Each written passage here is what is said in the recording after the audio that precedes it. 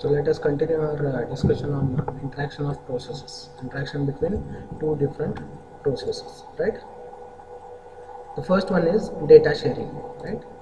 A shared variable may get inconsistent values if many processes update it currently, right? So let us say if all the processes want to execute on the original content of or original value of a shared variable, original value of a variable, then whenever that particular variable is shared between different processes, then each process will update that particular value, right? So in that case, what happens, the processes will be going to work on the updated value of shared variable, right? So which is inconsistent, right? So for example, let us say if two processes concurrently execute the statement j is equal to a is equal to a plus 1, where a is a shared variable, right? So this is a global variable which is shared between two processes, right?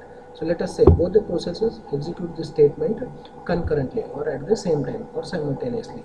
The result may depend on the way the kernel interleaves their execution. Interleaves means mixes their execution, right? The value of a may be incremented by only 1, right? So to avoid this problem, only one process should access a shared data at any time. So data access in one process may have to be delayed if another process is accessing the data. So this is called the mutual exclusion. That means what? Whenever at a time only one process can make use of this shared variable. If kernel identifies that multiple processes wants to execute on the same shared variable, then it has to delay. It has to delay depending on the priorities of those particular processes. It can delay one of the process at from being executing that particular statement, right? So such delaying action of the kernel is called a mutual exclusion. That means whenever one process is running or accessing that shared variable, the other processes has to wait until it finishes its execution, right? So this is the data sharing. Next, the message passing. Second one is message passing. How the communication is established, right? That is established between the two different processes using a message passing. A process may send some information to another process in the form of a message. The other process can copy the information into its own data structures and use it, right? So let us say if one process wants to communicate with the second process, in such cases the first process can communicate with the second process in the form of a message, right? So once that message is sent to that particular process, the second process can copy the information sent by the first process in its own data structure, and later the second process can use it. Next one, the synchronization, right? So whenever two processes are executing at the same time, then the kernel has to synchronize between these two processes for their efficient execution. The logic of a program may require that an action AI should be performed only after some action AJ has been performed. Let us say if there are two actions which are performing at the same time, and if one action is going to depend on the second action, then until the first action is finished, the second action cannot take place, right?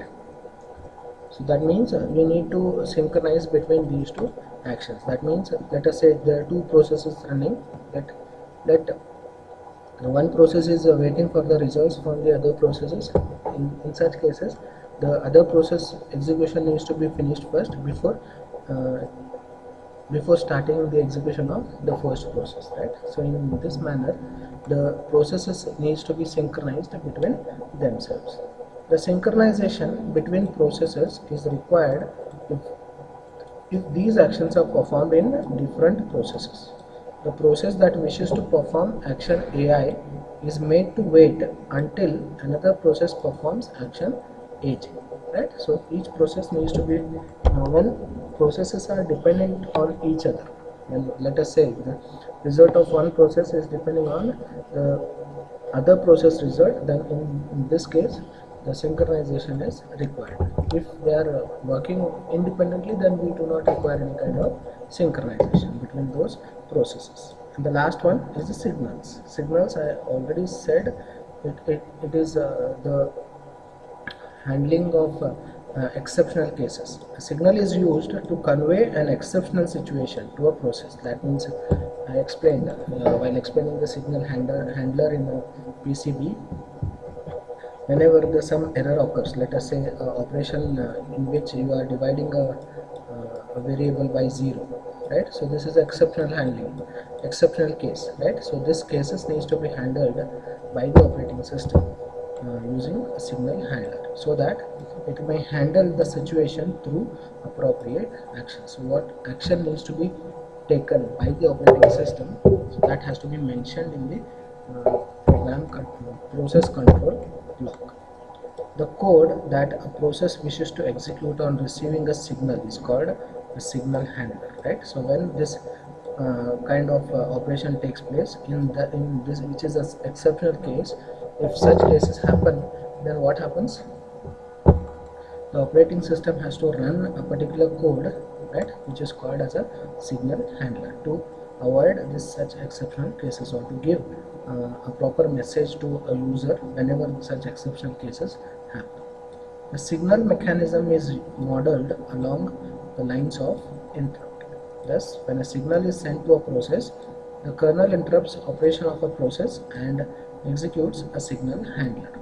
If, well, let us say while executing a process, and in that program or a process we have this operation, in such cases it has to stop the execution of that particular process and it has to start executing the signal handler if one has been specified by the process. Otherwise it may perform a default action. If it is not mentioned what message has to pop up when such operation take place, then the operating system will execute some default action, and the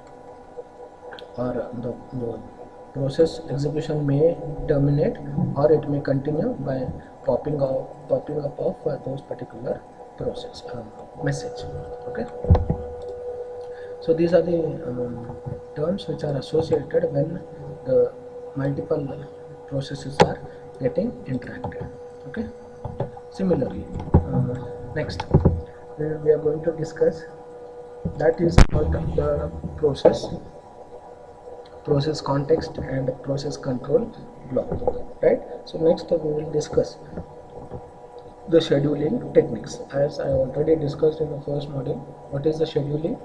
It is the process of, or it is the action taken by the operating system to allocate a CPU to particular process, right? It's called a scheduling, or it is a process of running a process or a program on a central processor unit by the operating system is called a scheduling, right?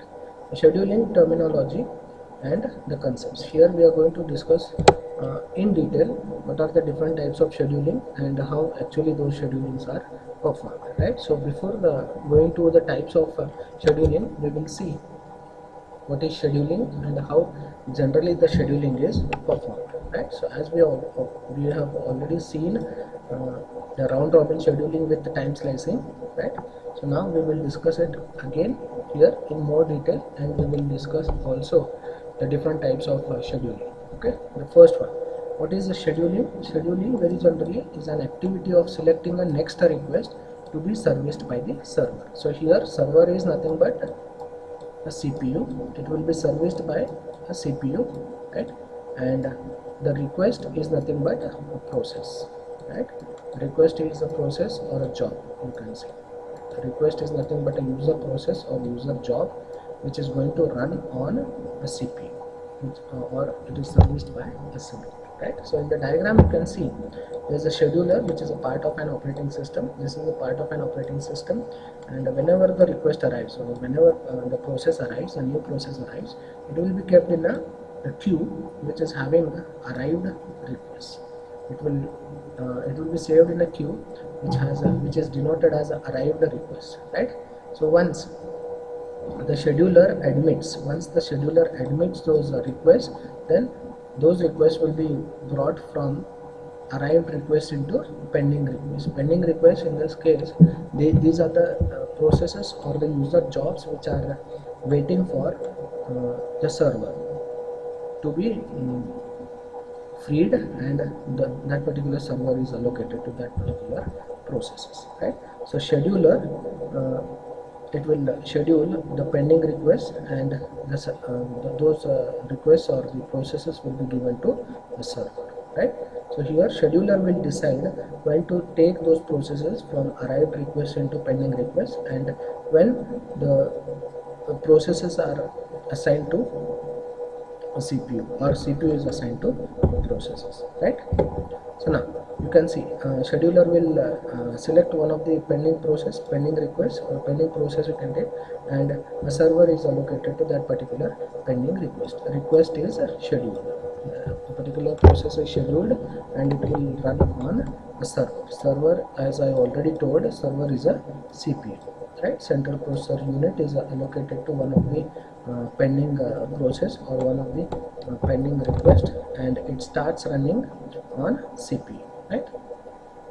And once the execution of that particular process is over, the request is completed. So the state of that particular process is changed to terminated state by the operating system. Let us say if the operating system wants to give a fair user service to all the processes, then it has to, along with these pending requests, it has to attach one time. It has to attach one timestamp to those processes, right? So once that time stamp is over, then it has to be the CPU has to be released from that particular process, and that particular process is again kept in a pending process list, right? It is same as round robin scheduling what we discussed in the first module. Okay. So server, the scheduler will preempt that particular process if that timestamp which is assigned to that particular process is over, and it will be kept. Request is preempted or the process is preempted, and it is kept back in the pending request list, right? So in this manner, the scheduler will select one of the pending request or one of the pending process, and it starts executing those processes on the server or CPU, you can say, right? The events related to a request are, what are the different events related to a request?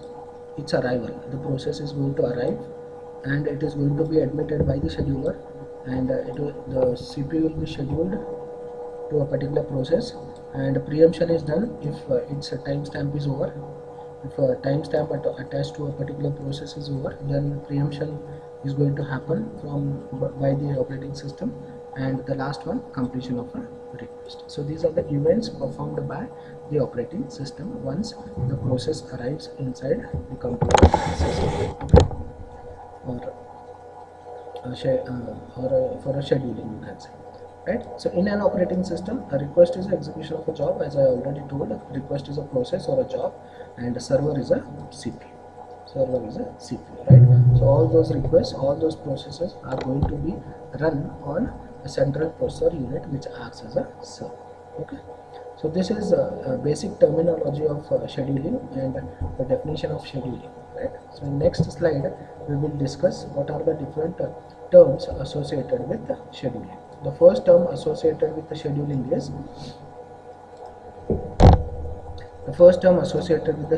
is arrival time. This is a time when a user submits a job or a process, right? So the time at which a particular process comes inside the comes for schedule, or you can say the pending or arrived list. When it enters into the arrived list, so that time is noted, and that time will be called as arrived time. Next, admission time, the time when the system starts considering a job or a process for scheduling, right? So when it is moved from arrived list into the pending list, so that time, at what time it is admitted for a scheduling is called admission time. Third one, completion time. It's a time at which the process gets completed or terminated, is completion time. Deadline, the time by which the job or a process must be completed to meet the response requirement of a real-time application. These deadlines are going to occur only in case of real-time operating system or real-time processes, right? Some criticality of processes, right? So this deadline meeting is only done in such case of such class of operating system, that is real-time operating system, right? Service time is the time taken by the it is the total of CPU time and IO time required by a job or a process or a sub request to complete its operation, right? What is the service time? So once the CPU is allocated to a particular process, right, it's a total of CPU time as well as the IO time. How much amount of time is required to service that particular process or a request is called service time.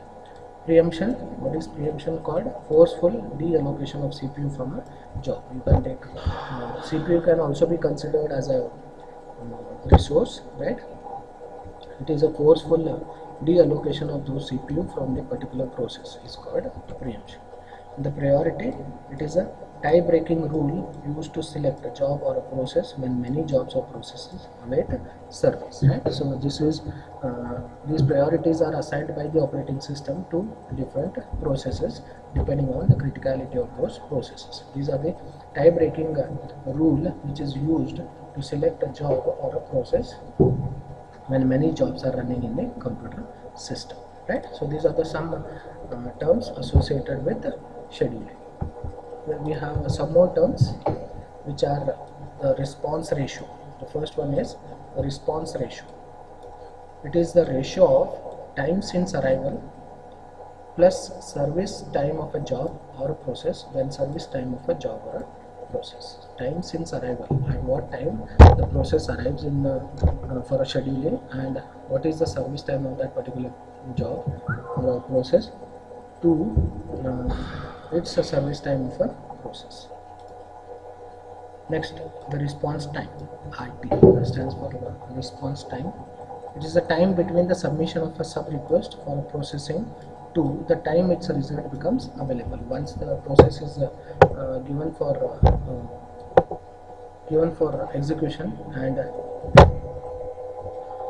its result becomes available, between these time, this time is called the response time, right? The third one is turnaround time. Turnaround time, the time between the submission of a request or a process and its completion by the system. Time between the submission of a job or a process and its completion by the system. Just a note down what is the difference between response time and turnaround time. The time between the submission of a sub request or processing to the time its result becomes available. It has just a completion of subsystem, and a result available of the result will happen after some other time, right? So I will wind up this class at this point. We will discuss the other terms in next class.